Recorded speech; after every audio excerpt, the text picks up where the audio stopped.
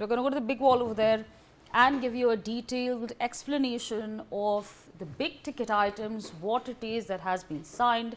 Of course, India, Cyprus ink key deals aimed at strengthening economic ties, but what exactly are they? Let's give you an understanding on that front.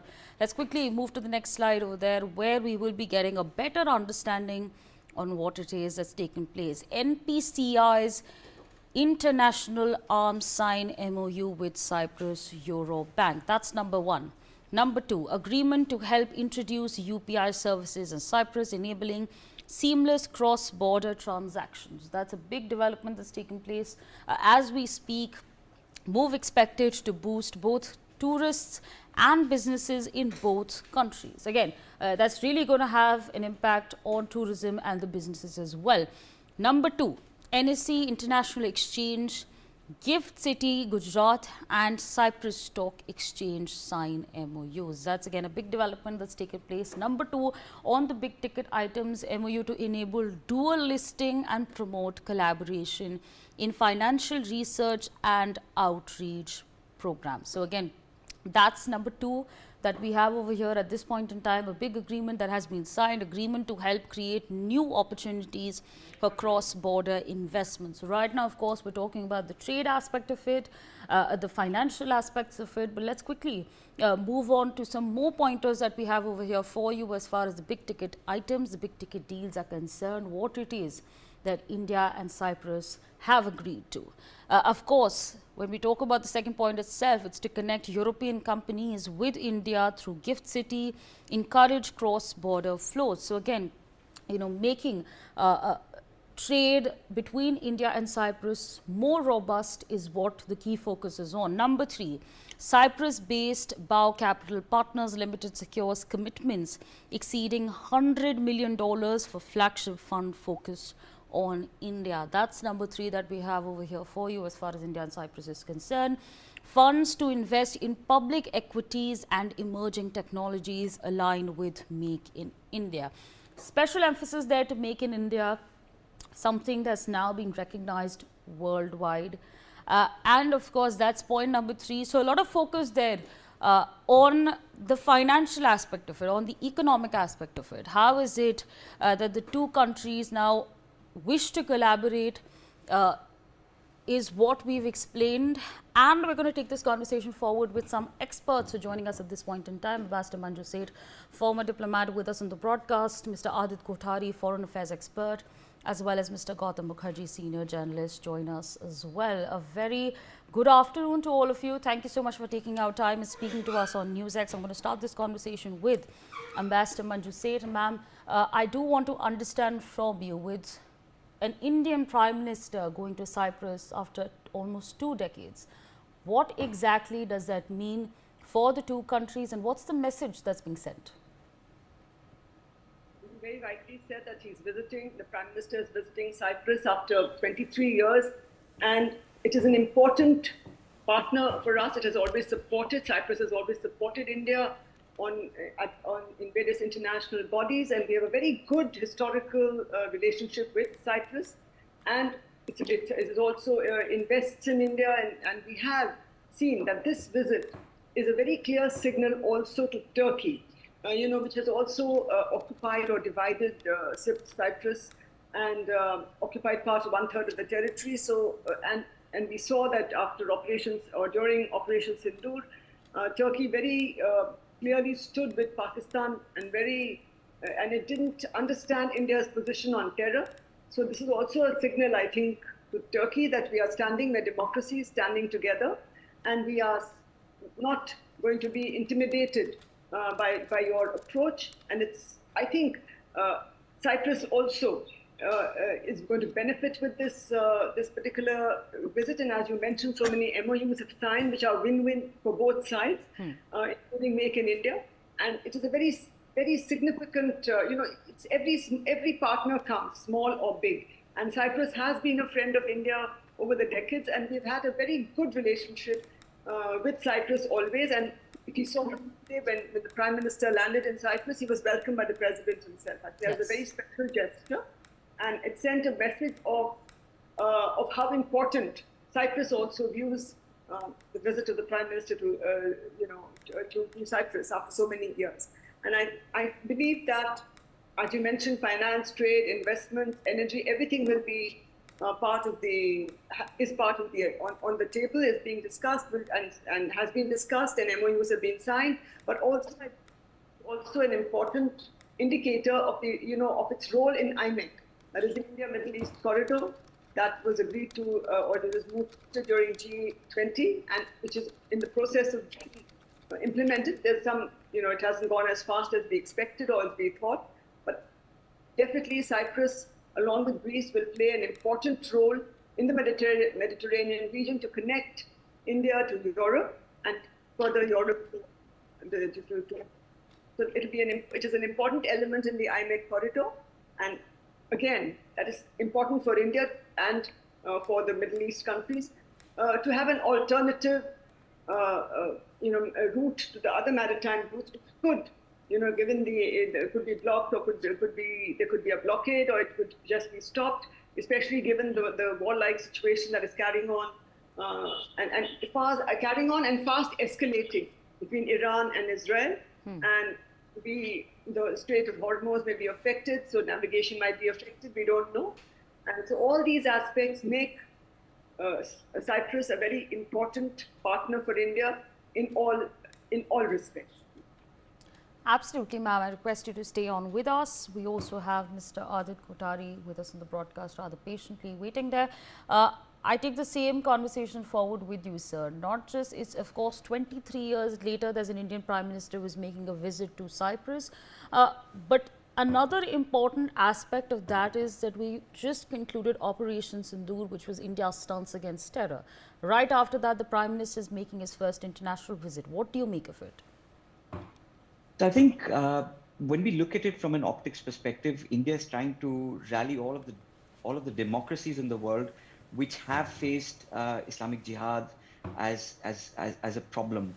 Cyprus is definitely one of those countries which which faces a lot of Islamist problem from its neighboring country, from the Turkish part of Cyprus and Turkey on its own.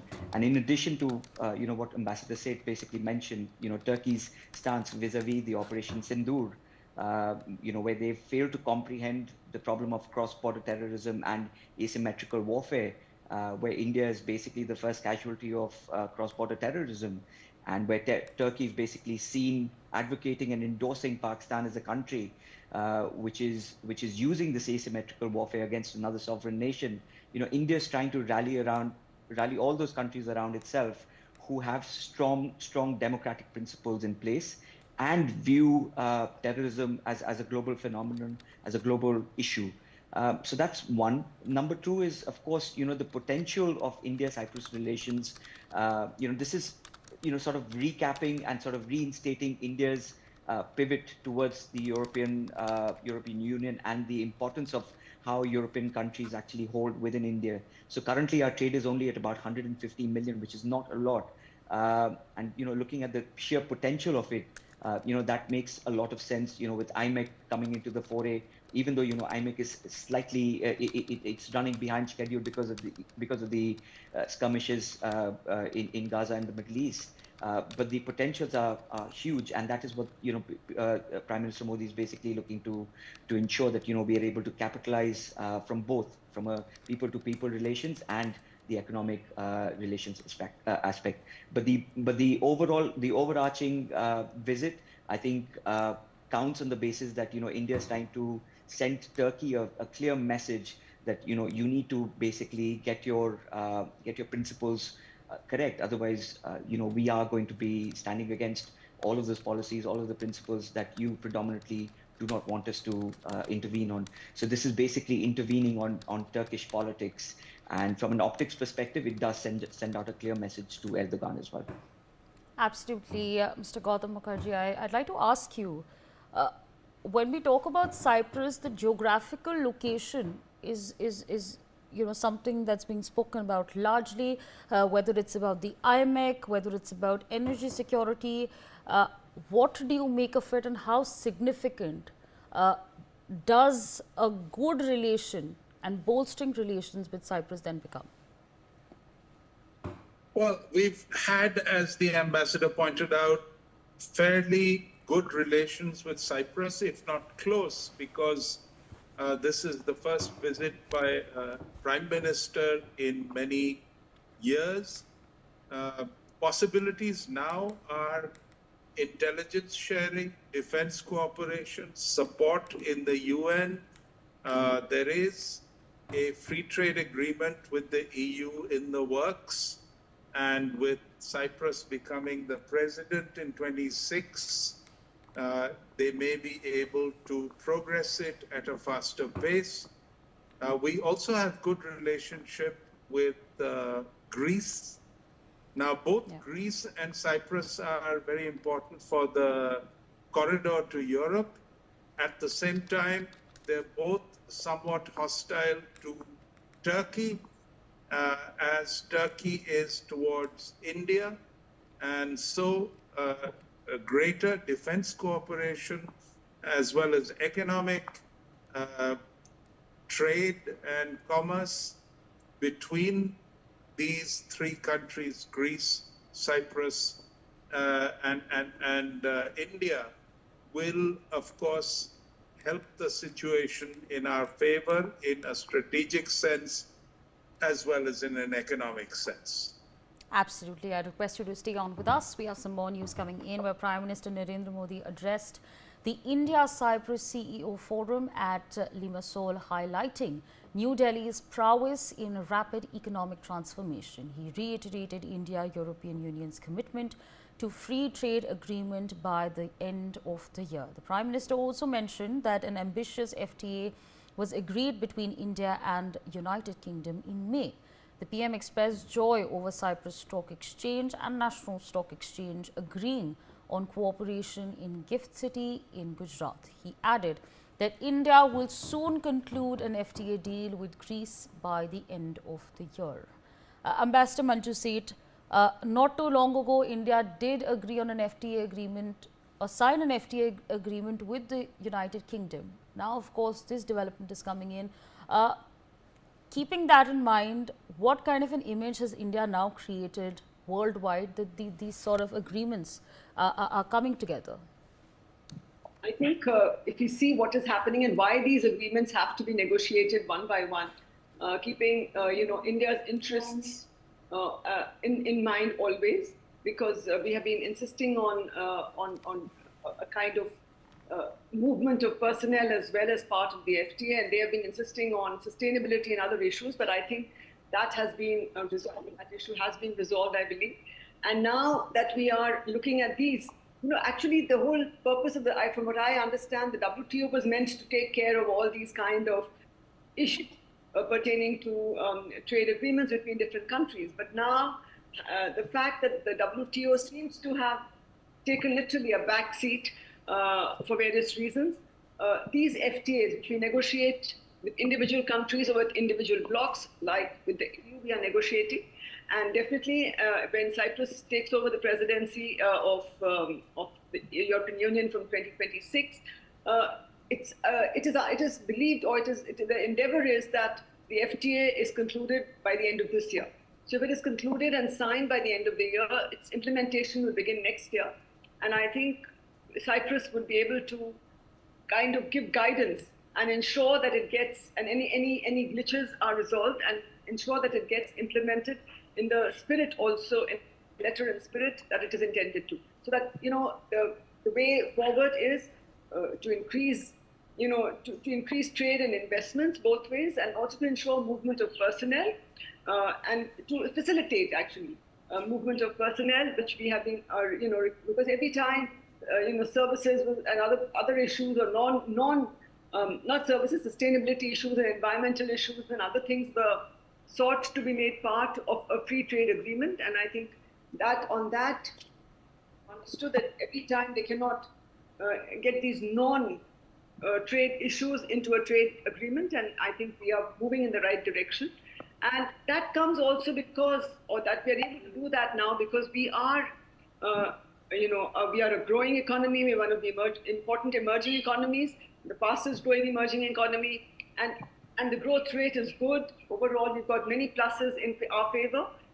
digital, in the digital arena, and in everywhere, in innovation. We may not be where we want to be right now, but we are progressing in that direction, and we are a democracy. So I think all that is in our favor, and the world is understanding that. And I think we are able to negotiate with more belief in ourselves and in our and ensuring we've always ensured our national interests, but sometimes we do tend to get, or we tended to get a little browbeaten by the developed world. But I think that is no longer going to be irrelevant, and it will not impact the negotiations. And I think the EU FTA with the India EU FTA, which is expected to be concluded by the end of the year, will be a win-win situation. Absolutely. I take the same question forward with Mr. Adit Kothari, sir. An FTA agreement on the cards. What do you make of it? What's the larger message that comes with these developments? So the larger message is basically how serious India is with fostering ties with European nations as a whole on various sectors, whether it be energy, civil aviation, logistics, or quantum computing and AI. At this particular summit that we are speaking about, Prime Minister Modi basically welcomed the IGC as well. So that was something which was formally launched. It's a trilateral cooperation, which is basically covering all of these facets. And IGC basically stands for India, Greece, and Cyprus. So it basically, defines how strong India feels about this particular sector in the Middle East, and how important it is for India to establish its footprint in Europe. The free trade agreement with Europe, with Greece, it sort of underlines India's grand ambitions to sort of take India's trade to Europe, and also, invite European nations to set up their trading platforms in India.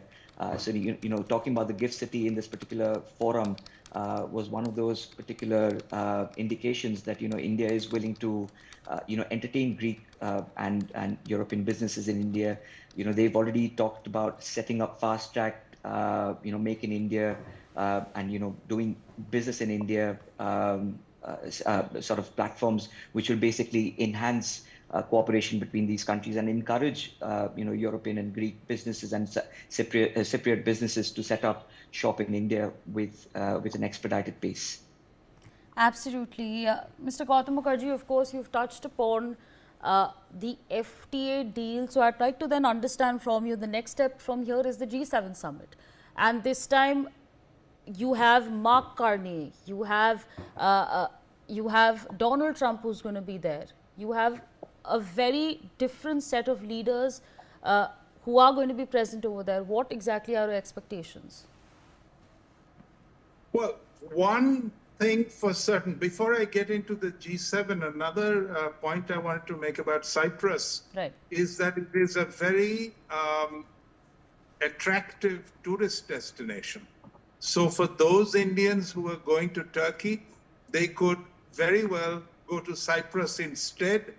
And of course, since the Indians go to such countries in very large numbers, we could make quite an impact on the Cypriot economy. Now, coming to the G7, first of all, the fact that we were invited late but had to be included is because our economy is already bigger than 6 out of the 7 G7 countries. The G7 is a bit of a leftover from the Second World War and is not truly representative of where things are going now. India should really be a full-time member, but it's quite content to be invited alongside other emerging nations such as Saudi Arabia, who have also been invited. Now, relationship with Canada should definitely improve. The fact that an intelligence sharing agreement has already been established prior to Mr. Modi's visit indicates that the Canadian government is no longer going to be supporting drug running, all sorts of other underhand methods to finance the Khalistani terrorists. And so this should turn the page on the recent bitterness that has crept into the relationship. Canada invests quite a lot in India, including in our stock market. Their pension funds have been steady even through the difficulties with the previous prime minister, but they didn't move away. And we do have a modest trade with them, which can be beefed up. As for all the other members of the G7, we have cordial relationships with all of them. As for Trump coming to the G7, we will have to wait and see. We haven't heard as yet of any bilaterals with America. There are 2 or 3 bilaterals that have already been set up.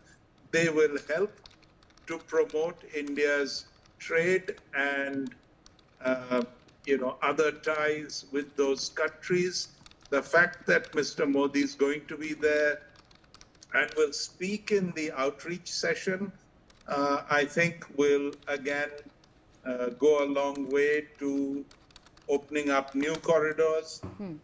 There is this talk, at least from Trump, that he wants BRICS to be either disbanded or done down. I don't think India is going to get involved in any of that. Yes, we will not involve ourselves with a BRICS currency, but neither will we do the BRICS organization down. It has its uses. Absolutely. In fact, as we were speaking, we have live visuals that are coming in at this point of time, where the Prime Minister is now receiving a ceremonial welcome along with the President of Cyprus. You can, of course, see those live visuals that are coming in at this point of time. Ambassador Manju Seth, I just want to understand from you. The Prime Minister received an invitation to the G7 summit. Parallelly, Canada launched Project Pelican, and then shortly after, the two nations came to an agreement to share intelligence. Does that mean that the relations between Canada and India are going to improve with time? Absolutely, it looks, all the indicators are there that it will improve. And when Mark Carney took over, or when he was elected as a Prime Minister, he had said that he has to reset the ties and he wants to rebuild the relationship with India. He made this positive statement, and I think even when there was some murmurs in his government and in Canada regarding the invitation to PM Modi, he said very categorically, India is an important country. It is important for Canada and for the G7. And so I think that message is clear from Prime Minister Modi. And I think the relationship is only going to get better. And there will be a bilateral meeting with him between Prime Minister Modi and Prime Minister Mark Carney. And after this sharing agreement, that was one of the issues that has been sort of been troubling the relationship, the Niger case. So I think now definitely we will move forward. That is behind us, and I think both countries will want to move forward, especially because it's in our interest too. We have a huge diaspora, we have investments, their investments in India, and as the trade is not very big, but there are a lot of potential and a lot of opportunities for further strengthening the relationship. And definitely going forward, I believe the relationship will get better. Absolutely. Mr. Adit Kothari, I want to understand from you, on the same lines. There were many faux pas that were made by Justin Trudeau during his tenure. Do you believe Mark Carney is now trying to resolve those problems, trying to resolve, the strained ties that India and Canada did develop over time? Yeah, I think, if we look at Mark Carney's conduct ever since, even before he was sworn into the office, when he was elected to become the leader of the Liberal Party, he's maintained himself, stating that he wants to improve ties with India because he sees India as this massive powerhouse where trade needs to be exploited, where it needs to be taken further. Canada has nuclear power, energy that it wants to export to India, and that is going to be one of the key you know key indicators which are going to be spoken in the G7 summit as well about uranium exports, etc. So, Mark Carney's been serious about it. And, with his conduct over time, he's demonstrated that, he is not going to be bending down to Canadian terrorism and Khalistani extremism in Canada. One of the testimonies to that particular statement is by the sheer fact that there are no Khalistani elements within his own cabinet.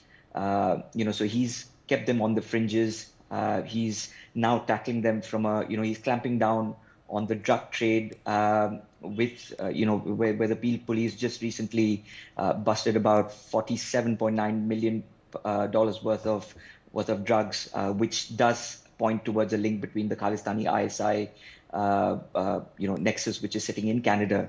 So I think he's demonstrating that he's serious about relationships between India and Canada, and he's wanting to sort of repivot that from his predecessor, who had made a complete joke of diplomatic ties between India and Canada. I mean, making completely unsubstantiated claims of India being involved in killings of a Canadian terrorist, Hardeep Singh Nijjar, was absolutely outlandish. And he himself was on record to say that, we've never provided any evidences to India. So all of that, all of that show that he did in the parliament was for absolutely nothing. But it costed, those Canadian Indians who live, in Canada, and the relationships between the two countries, it took a massive toll. So, hopefully with Mark Carney and Prime Minister Modi meeting in their first bilateral meeting, will hopefully reignite and sort of rejuvenate that relationship.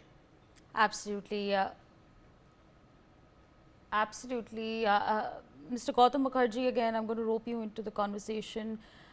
We do have to talk about what was happening in Canada, the Khalistani referendum, and of course Canadians also being told on Canadian soil that this is not their land. Do you think Mark Carney is going to be taking a completely different stance from that? What's your assessment?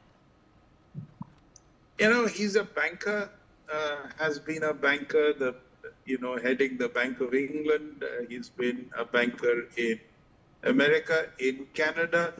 He is conservative by temperament, and he has dragged the Liberal Party, perhaps kicking and screaming, towards the center.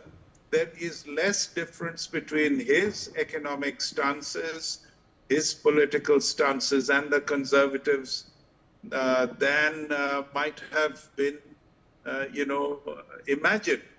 I don't think he's going to do anything drastic, but every move he makes will be incremental to sideline and eventually get rid of the Khalistanis once and for all.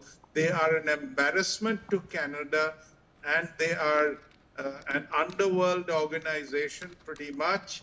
They threaten not only the Indian diaspora that is there, but also the native Canadians all over the country. So I don't think you're going to see them. They've lost prominence already. Gradually, you'll see them quite out of the political race, and a crackdown will happen at the at the police and other security agencies, getting them for illegal activity, putting them in jail, deporting them, etc. Some of them will be sent back to India. Some will be sent to America. I think their day in Canada is largely done, even though it may not seem so right away. Right, absolutely. With that, I'd like to thank all the guests for joining us on the broadcast, sharing their perspectives on Newsx. We are going to leave it